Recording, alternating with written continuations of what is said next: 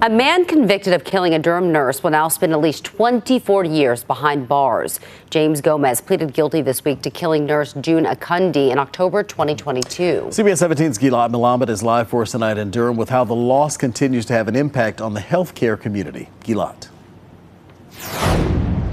June Akundi was a wife and mother of 4. Victim impact statements from her children describe her as kind, loving, and beautiful, and say it's a shame her passion for helping others here was the cause of her death.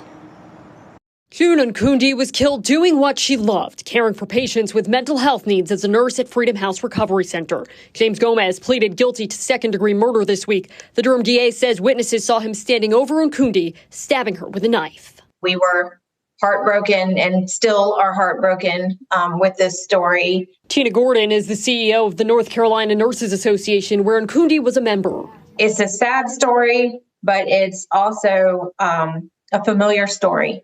We hear stories of nurses who are attacked and sometimes killed in the workplace in North Carolina and across the country on a very regular basis. Gordon says the violence is increasing. In a 2022 North Carolina Nurses Association survey of more than 300 members, close to 50% said they personally witnessed workplace violence over the last 2 years. Gordon says several local healthcare providers are increasing security, both through personnel and tools like metal detectors and signs. So there are increased measures that some folks are putting in place, and we love to see that. I think we need to see more of that. Akundi's former colleague says the conviction brings a sense of closure, telling us while nothing can undo the pain of losing her, knowing that justice has been served provides some measure of relief. Adding, this highlights a need to prevent violence against healthcare workers. When friends and family remembered her at a November 2022 vigil, June served with all her heart. They also called for change. I'm hoping that,